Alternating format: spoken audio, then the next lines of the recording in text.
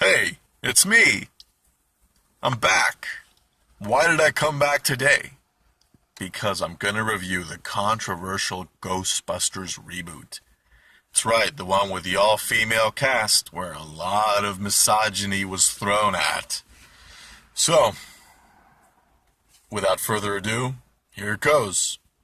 Saw the Ghostbusters reboot yesterday. Took my daughter and my mom to see it. If you're a fan of Melissa McCarthy and the movie Bridesmaids, then you'll probably love this movie no matter what it's about. This just happens to be a reboot of the famous movie Ghostbusters from 1984. Now, me watching it, there were maybe one or two jokes that were really crass that put me a little in conflict with the movie. But then I remembered in the first Ghostbusters, there's a scene where Dan Aykroyd has a dream where a ghost is unzipping his pants.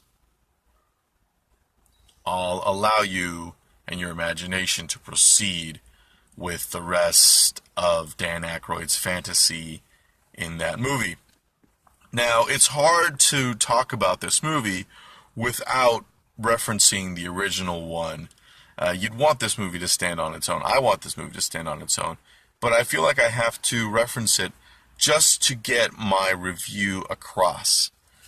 Now, I did say that the humor was, or a couple of the jokes were a little crass.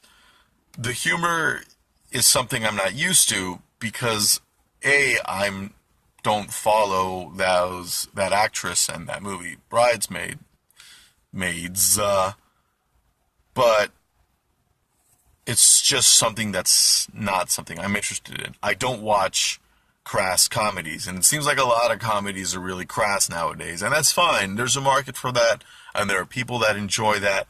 That's fine. I'm pretty sure back in 1984, there were movie critics and audiences that didn't like the Bill Murray comedies, and maybe they saw Ghostbusters and they didn't like it either. That's fine. There's a place for audiences who enjoy that stuff to like it. It was fine in 1984, and it's fine now. I'm not going to get all judgmental about it. Next thing is the plot. Four girls, they just happen to start fighting ghosts in New York.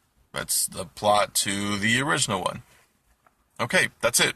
What's the problem with four girls fighting ghosts? There's no problems at all. There's one character that I think stands out above everybody else's, and that is Leslie Jones's character, because hers is the most grounded. Hers is the most realistic. For me, as an audience member, whatever movie I'm watching, whether it's something that has a lot of special effects, a superhero movie, some sort of family movie, there always has to be a grounding element to it to make me invested, because I'm a real person, I think, and I like, even if it's something that's fantasy, I like something realistic thrown in there for me to grab onto and connect to emotionally. Leslie Jones's character, she's the most realistic in terms of how her interactions are with ghosts, and the shock of having to deal with ghosts, to me, is very human. And that, and her character, is this nice blend of Bill Murray's character and Ernie Hudson's character in the very first movie. Because Bill Murray, even though he's one of the scientists, he still acts, he doesn't act science-y. He doesn't have scientific explanations for things. He just wants to, hang out with Sigourney Weaver and, have a good time.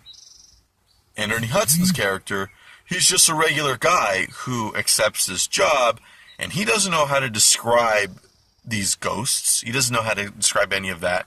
So his reactions are coming from complete realism, like you or I would react if there was a ghost.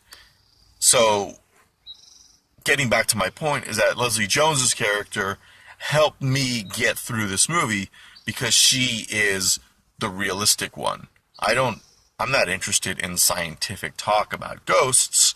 I'm interested in, whoa, here's a regular person.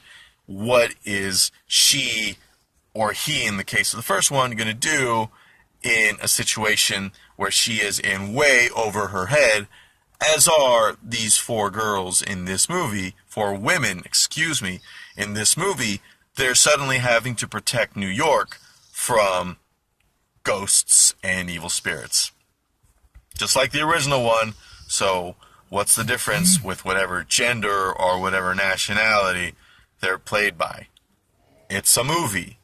If you like Melissa McCarthy and the movie Bridesmaids, you'll probably already enjoy this movie. If you don't like those movies and you go see this, you'll probably be entertained. I was entertained. It was fun. If you are somebody who doesn't believe that women should have equal pay and that this movie is ruined because all four women are in it, then just don't see the movie and don't ruin other people's desires of wanting to see the movie.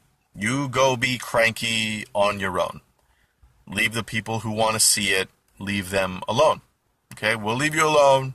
You leave other audience members alone. Is that fair?